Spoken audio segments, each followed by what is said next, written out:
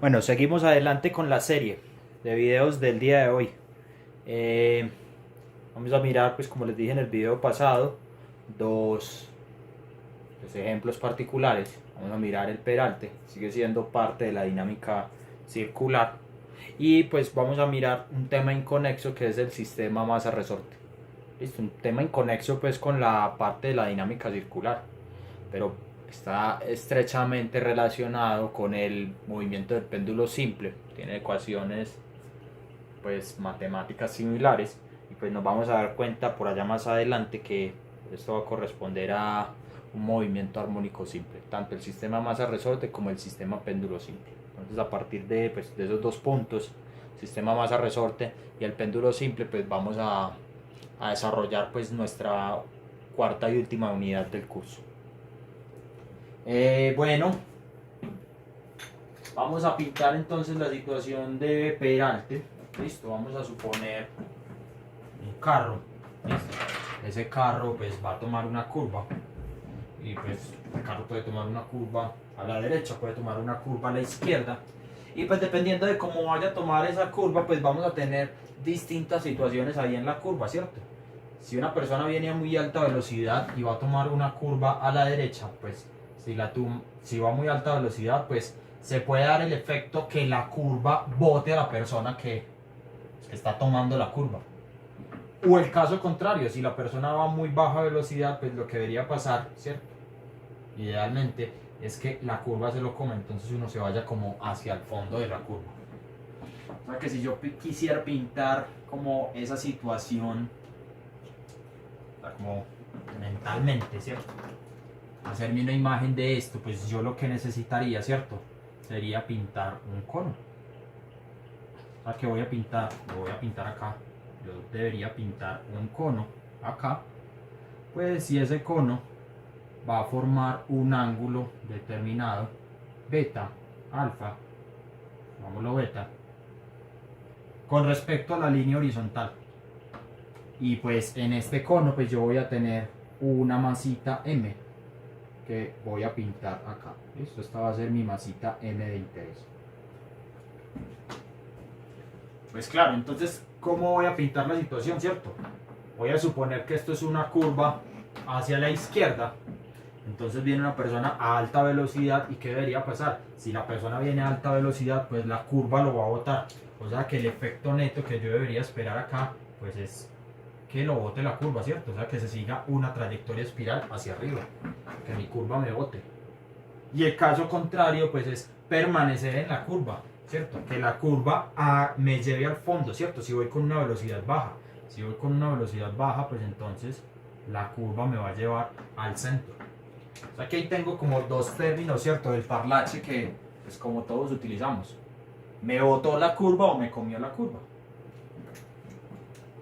O sea que si yo quisiera traducir todo pues este problema a la dinámica que nosotros conocemos, pues lo único que tendría que hacer pues sería pintar un plano inclinado. Voy a pintarlo acá en perspectiva.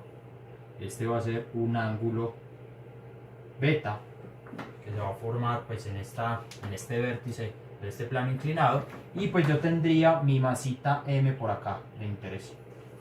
La masita M pues es la persona que está tomando la curva. Y voy a hacer el diagrama de cuerpo libre pues para las personas que están ahí o para la persona que está dentro de esa curva. Entonces el diagrama de cuerpo libre pues sería esta componente de la fuerza, ¿cierto? O esta fuerza que sería el peso M por G, y pues a lo largo de la dirección del cono, perpendicular a la dirección del cono, mejor, ¿cierto? Pues tendría esta componente de la normal. Ahora, acá hay un nuevo actor que va a empezar pues a jugar papel, a tomar papel en esta dinámica pues, de una persona tomando una curva. Y va a ser la fuerza de fricción. Y va a ser una fuerza de fricción particular. Esa fuerza de fricción particular que vamos a analizar, pues va a ser la fuerza de fricción estática. A ver, ¿qué pasa? Empiecen a pensar bien la situación, ¿cierto? Uno va en una bicicleta, en una moto, en un carro, listo. Uno va ahí tranquilo y va a tomar una curva en cualquiera de las dos direcciones. Entonces, ¿qué hace uno cuando toma la curva? Pues primero, lo que uno hace cuando toma la curva pues es inclinarse hacia un lado o hacia el otro lado. Y dependiendo de la inclinación que usted tenga, pues está tomando una curva o bien sea hacia la derecha o bien sea hacia la izquierda. O sea que por eso pues se pone el plano inclinado. Muy bien. Estamos mirando un plano inclinado. Ahora, ¿qué pasa cuando usted toma la curva? Pues si usted toma la curva, por ejemplo en una moto, y la llanta de atrás le derrapa, pues ¿qué pasa? Eso quiere decir, si la llanta de atrás le derrapa, eso quiere decir que este bloquecito de masa M bien puede estarse moviendo o hacia arriba o hacia abajo. O sea que en el caso en que haya derrape, pues vamos a tener una fuerza de fricción cinética. La fuerza de fricción cinética implica un desplazamiento entre los cuerpos que están interactuando, en este caso la masa y pues mi plano inclinado. O sea que si hay una fuerza de fricción cinética, pues esto se mueve hacia arriba o hacia abajo. Y claro, ese efecto es súper malo a la hora de tomar una curva, por ejemplo, en una motocicleta. O sea que lo que buscamos acá, en este caso, es que este cuerpecito se quede estático mientras está siguiendo esta trayectoria circular.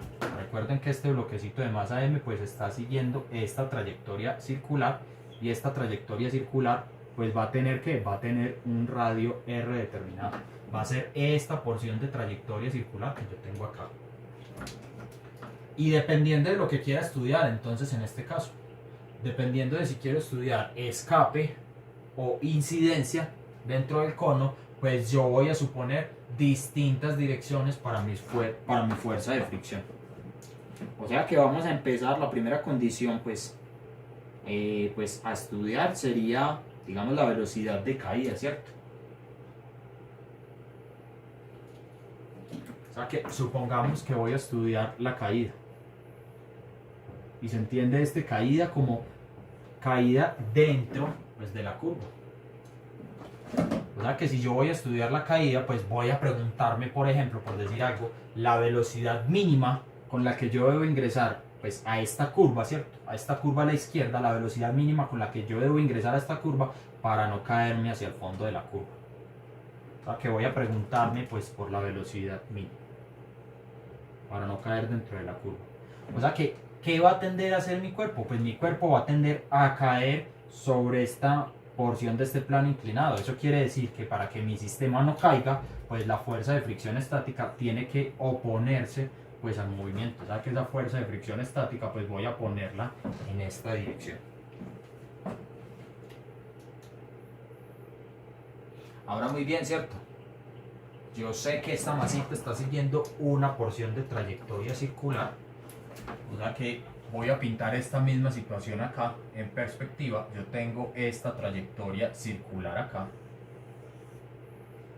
Y pues voy a traducir las fuerzas que yo tengo allá. O sea que las fuerzas que yo tengo allá, pues sobre este punto de interés, pues van a ser la normal, la fuerza de fricción estática y la componente del peso hacia abajo. Y como yo sé que estoy siguiendo una porción de trayectoria circular, pues va a haber una aceleración centrípeta y una componente de aceleración tangencial. Vamos a suponer que esa velocidad mínima con la que entramos es constante. O sea que esa partícula va a seguir esta trayectoria circular en un movimiento circular uniforme para deshacernos de esa componente de aceleración tangencial. ¿Listo? O sea que la única componente que nos va a importar pues va a ser la componente de aceleración centrípeta, que está apuntando siempre hacia el centro de la trayectoria circular. O sea que en un instante de tiempo determinado pues yo voy a pintar, por ejemplo, mis ejes de esta forma. Voy a pintar mi eje Y positivo hacia arriba y mi eje X positivo hacia adentro de la trayectoria circular. Y a partir pues de mi plano inclinado yo voy a empezar a descomponer las fuerzas en términos de ese sistema de referencia que yo tengo allá. O sea que ¿cómo sería la descomposición en este caso? Entonces, pues yo sé que la normal va a formar un ángulo beta con la línea del eje Y, y pues yo sé que esta componente de fuerza de fricción pues también va a formar un ángulo beta con la componente negativa del eje X. ¿Listo? Dejo porfa esto de tarea, que investiguen estos ángulos beta, esa descomposición de la normal y de la fuerza de fricción en términos de este sistema de referencia. O sea que, bueno, al grano, Vamos a hacer primero la sumatoria de fuerzas en Y, para este caso, o sea que yo sé que tengo positivo hacia arriba, y acá tengo sumatoria de fuerzas en Y, y esta sumatoria de fuerzas en Y, pues tiene que valer 0. Yo no veo que a lo largo de la dirección de Y, pues mi masita M suba o baja, ¿cierto? Yo no veo que en este cono la masita suba o baje, pues sobre ese cono. O sea que en la sumatoria de fuerzas en Y, pues yo qué voy a obtener? Yo voy a obtener acá la normal por mi función trigonométrica la normal por mi función trigonométrica coseno de beta más la fuerza de fricción estática por mi función trigonométrica seno de beta, ambas son positivas, menos una componente del peso m por g igual a 0. Esta sería mi primera ecuación. Y a lo largo de la dirección de X, voy a hacerlo acá abajito, pues a lo largo de la dirección de X voy a escoger positivo hacia el centro de la trayectoria circular. Acá me queda sumatoria de fuerzas en X, y esta sumatoria de fuerzas en X pues va igual a la masa por la aceleración centrípeta. O sea que de la sumatoria de fuerzas en X, ¿qué me queda? De la sumatoria de fuerzas en X empiezo a descomponer, ¿cierto? Solo me va a interactuar esta normal, o solo me va a importar esta normal y una componente de esta fuerza de fricción. O sea que de la componente de la normal me va a quedar la normal por mi función trigonométrica seno de beta, positiva, muy bien, va hacia el centro de la trayectoria circular, menos una componente de fuerza de fricción, o sea que acá me queda fuerza de fricción por mi función trigonométrica coseno de beta, y todo esto va igual a la masa por la aceleración centrípeta, y esta ecuación pues va a ser 2 y esta primera pues va a ser 1. O sea que ya tengo escrita pues mi ecuación número 1 y mi ecuación número 2 pues para mi problema. Y a partir de esas dos ecuaciones quiero obtener, por ejemplo, como ya lo había dicho desde el principio, la velocidad mínima con la cual yo debo ingresar a esta curva pues para no caerme dentro de esa curva. O sea que todo consiste pues en cómo escribamos esa situación ahí.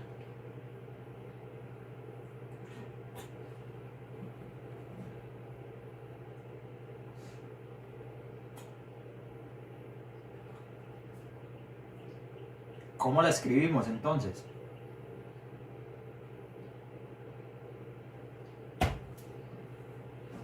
Voy con la ecuación número 1. Entonces voy a escribirla acá abajo. Entonces la ecuación número 1 la voy a escribir como la normal por mi función trigonométrica coseno de beta más la fuerza de fricción estática. Esa fuerza de fricción estática pues es mu estático por la normal en magnitud por mi función trigonométrica seno de beta. Lo único que hice pues fue evaluar esta cantidad, fuerza de fricción estática, por lo que es cierto, el coeficiente de fricción estático por la normal. Y lo mismo voy a hacer acá abajo. Lo voy a poner de una vez, mu estático por la normal. Y todo esto va igual a ¿quién? Esta componente del peso que está negativa pues la paso a sumar. Acá escribo entonces m chiquitita por g. Listo, ahí está reescrita mi ecuación número 1. Y voy a hacer lo mismo ahora con mi ecuación número 2. O sea que con mi ecuación número 2 voy a obtener n por seno de beta menos mu estático por la normal por coseno de beta. Y todo esto va igual a la masa por la aceleración centrípeta. Y yo sé que esa aceleración centrípeta pues es ¿qué? Es b cuadrado sobre el radio de la trayectoria circular. O sea que acá voy a escribir b cuadrado pues sobre r. O sea que tengo mi ecuación 1 y 2. Muy bien. ¿Qué sigue? Quiero determinar la velocidad, ¿cierto? Y se entiende que esta velocidad pues sería la velocidad mínima a partir de estas dos ecuaciones. O sea que el paso es el siguiente. Voy a tomar la ecuación número 2 y la voy a dividir dentro de mi ecuación número 1. Lado izquierdo dividido lado izquierdo y lado derecho dividido lado derecho. O sea que del lado izquierdo, ¿qué me queda? Del lado izquierdo, 2 primero, ¿cierto? Me va a quedar la normal y lo voy a sacar como factor común. Acá me queda entonces seno de beta menos mu estático por coseno de beta, y todo esto va dividido sobre quién, va dividido sobre el lado izquierdo de 1, o sea que también saco factor común n. Acá me queda coseno de beta más mu estático por seno de beta, y todo esto va a ser igual a quién, todo esto va a ser igual a la masa por la velocidad mínima al cuadrado sobre r, o sea que acá me queda m por r por g. O sea que esta masa se me cancela con esta masa y esta normal se me cancela con esta normal. O sea que voy a escribir el resultado acá, ¿cierto? La velocidad mínima con la que se debe ingresar a la curva para no caer, pues va a ser más o menos la raíz cuadrada de r por g por este producto. O sea que acá me queda seno de beta menos mu estático por coseno de beta, y todo esto dividido coseno de beta más mu estático por seno de beta. Esta sería entonces la velocidad mínima con la cual yo debo ingresar a esa curva, pues para no caerme. ¿De qué debe depender esa velocidad mínima? Empecemos a analizarla. Pues esa velocidad mínima debería depender del radio de giro que tiene esa curva. Pues mientras más abierta la curva, ¿cierto? Pues ¿qué va a pasar?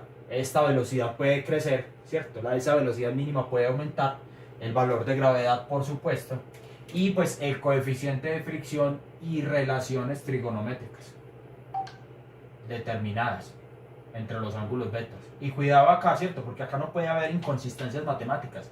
En este caso la única inconsistencia matemática que se pudiera presentar es si este denominador pues vale 0, pero en este caso el denominador pues claramente no va a valer 0. Muy bien, velocidad de caída de una. Vamos a calcular ahora la velocidad de escape. O sea que esa velocidad de escape vamos a remarcarla acá como la velocidad máxima. ¿Cómo investigamos esa velocidad máxima? Entonces el análisis es el mismo, ¿cierto?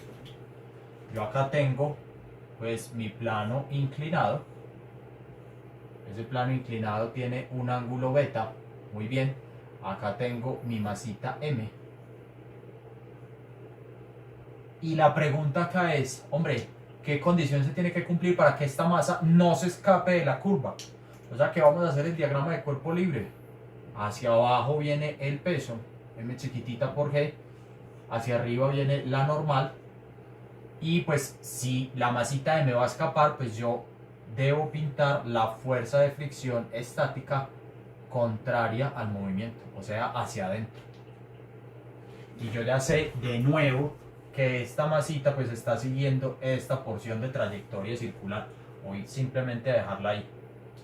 O sea que si yo quisiera pues traducir toda esa info pues a un diagrama de cuerpo libre, pues ¿qué debo de hacer? Pues debo pintar este diagrama de cuerpo libre. Vamos a pintarlo acá en perspectiva, eje X, eje Y, y pues traduzco mis fuerzas, ¿cierto? A lo largo de esta dirección del plano inclinado pues va mi fuerza de fricción estática, pues a lo largo de esta dirección pues va la normal, y pues hacia abajo va a ir la componente del peso, m chiquitita por g. Y pues yo ya sé del análisis previo que la normal pues forma un ángulo beta con el eje es y, y esta fuerza de fricción en este caso pues va a formar el ángulo beta con el eje x positivo. O sea que arranco con la dinámica de mi sistema. Voy a partir el tablero acá, listo, para que quede claro. O sea que me queda primero la ecuación 1. Voy a hacer sumatoria de fuerzas en y. En la sumatoria de fuerzas en y, ¿qué me queda? Me queda positivo hacia arriba, sumatoria de fuerzas en y, y esta sumatoria de fuerzas en y pues vale 0. ¿Qué obtengo entonces de esta sumatoria de fuerzas en y? Pues acá me queda la normal por mi función trigonométrica seno de beta menos la fuerza de fricción estática por mi función trigonométrica. A ver, perdón, la estoy embarrando. Sumatoria de fuerzas a lo largo de la dirección de Y. Entonces me queda normal por coseno de beta, ahora sí bien, menos la fuerza de fricción estática por mi función trigonométrica seno de beta, igual a m por g. Listo, para ahorrarme este paso que hice acá. Y esta va a ser de nuevo pues mi ecuación 1. Ahora voy con la sumatoria de fuerzas en X hacia adentro de la trayectoria circular en este instante de tiempo. Me queda acá entonces sumatoria de fuerzas en X igual a la masa por la aceleración centrípeta. Y pues de la sumatoria de fuerzas en X me va a quedar la normal por mi función trigonométrica seno de beta más la fuerza de fricción estática por mi función trigonométrica coseno de beta, y todo esto igual a la masa por la aceleración centrípeta. Y de una vez la aceleración centrípeta pues va a ser b cuadrado sobre r, y este b pues va a ser la velocidad máxima con la cual puedo ingresar a la curva para que la curva no me bote. Entonces tengo la ecuación número 1 y pues la ecuación número 2, que va a ser esta. Paso siguiente, ¿cierto? Tomar mi ecuación número 2 y dividirla dentro de mi ecuación número 1. Y optimizo procesos, listo. ¿Qué voy a obtener al final? Yo voy a obtener al final que esa velocidad máxima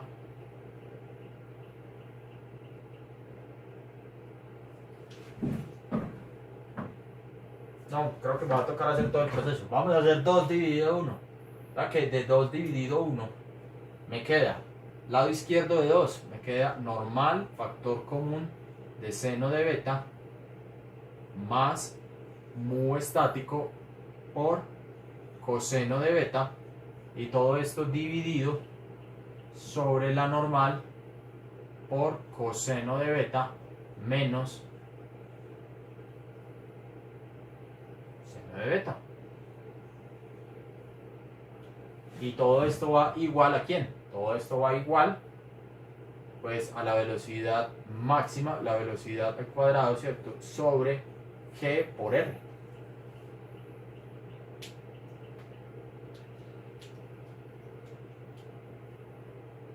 Muy bien, o sea que ¿qué obtengo acá? Yo obtengo acá, voy a escribirlo acá abajo, que la velocidad máxima es igual a ¿quién? Es igual a más o menos la raíz cuadrada de g por r, y todo esto va a ir multiplicado con seno de beta más mu estático coseno de beta, y todo esto va dividido sobre coseno de beta menos mu estático por seno de beta. Acá me traje un mu, listo.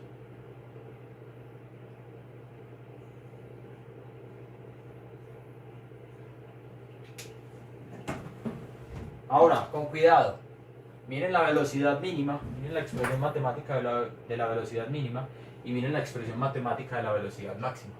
Acá en la expresión matemática de la velocidad máxima sí puede haber inconsistencias en el denominador. ¿Qué pasa cuando esta cantidad coseno de beta es igual al mu estático por el seno de beta?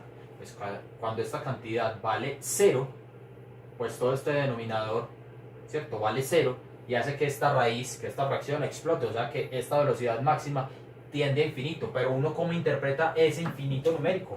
Ese infinito numérico lo expresa como el valor de máxima velocidad a la cual se puede ingresar a la curva. Y ese valor de máxima pues, velocidad con la cual se puede ingresar a la curva, o la condición para que la curva mejor a uno no lo bote, pues va a depender de qué, va a depender del coeficiente de fricción estático y de la inclinación determinada que uno tenga pues a la hora de tomar la curva. Ahora, ¿qué quiere decir el más o menos en ambas expresiones? Que pues nace o sale naturalmente ahí. Pues el más o menos quiere decir que este análisis que hicimos para la curva a la izquierda pues da igual si la estamos tomando de frente, ¿cierto? Curva a la izquierda, o si la estamos tomando desde el tablero saliendo, que sería el equivalente a tomar una curva a la derecha. Muy bien, creo que con eso pues acabo todo el análisis de Peralte. Voy a revisar cómo va la grabación y pues de una rápidamente cuento pues lo que tengo que contar del sistema masa-resorte.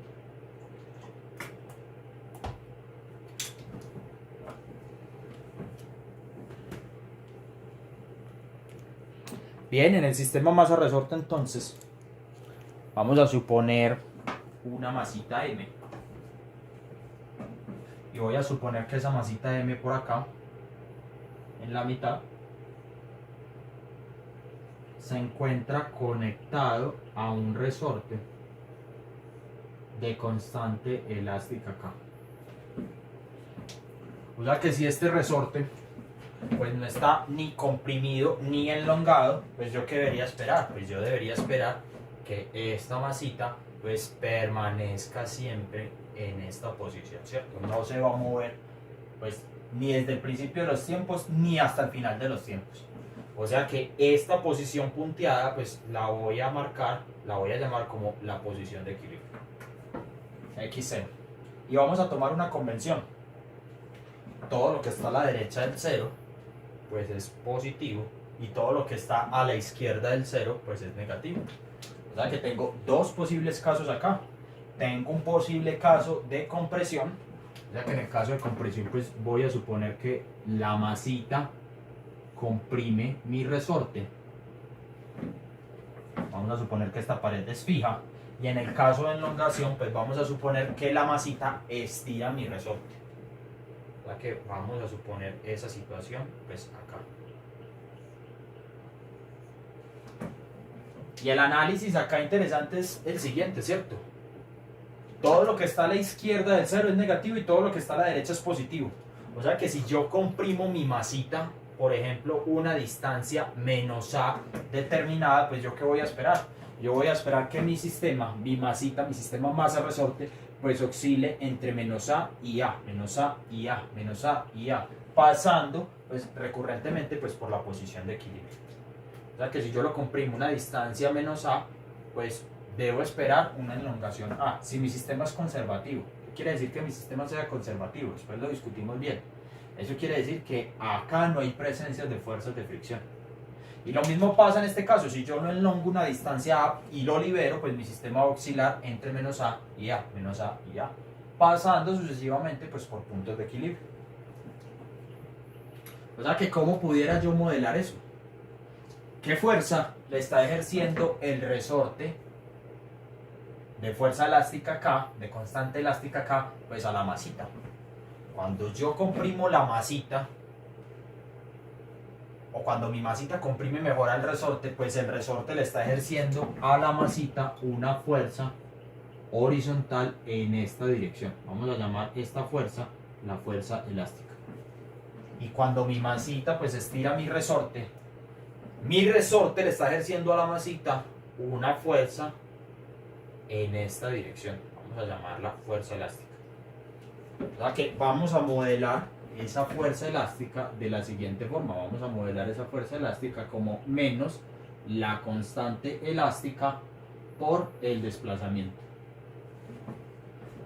O sea que si yo tengo un resorte de constante elástica fija y la distancia crece, digamos que yo lo elongo mucho más, pues esa fuerza elástica va a crecer. Y ahora, la situación recíproca, ¿cierto?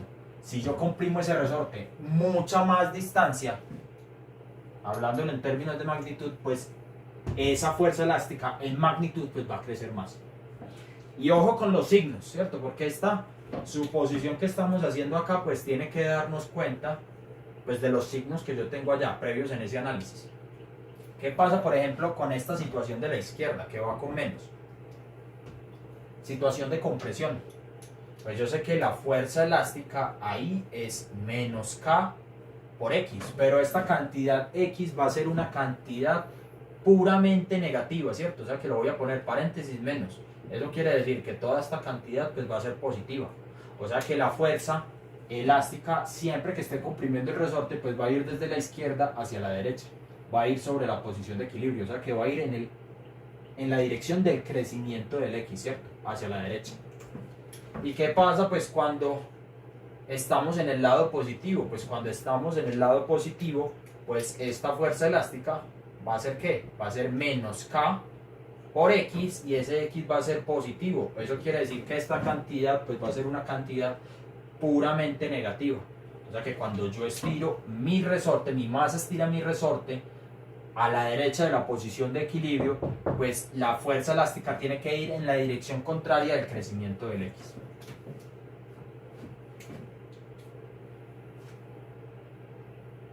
Bien. ¿Qué más hay que contar del sistema masa-resorte, muchachos? Lo vamos a modelar de esta forma, ¿cierto? Y el sistema masa-resorte pues va a tener un periodo, una frecuencia de oscilación, ciertas pues características, pero todo esto lo vamos a ver pues más adelante cuando veamos conservación de la energía y pues también veamos movimiento armónico simple. Ok, chicos, yo creo que acabo de concluir lo que quería contar hoy. Podemos hacer ejercicios de sistema masa-resorte. Ya los ejercicios de Peralte están hechos, ¿cierto? Ya calculamos la caída y el escape. Podemos mirar algo así en clase. Y bueno, no quiero extender más el video. Estoy cansado ya, listo. Les agradezco la vista, como siempre, muchachos. Bien juiciosos, chao.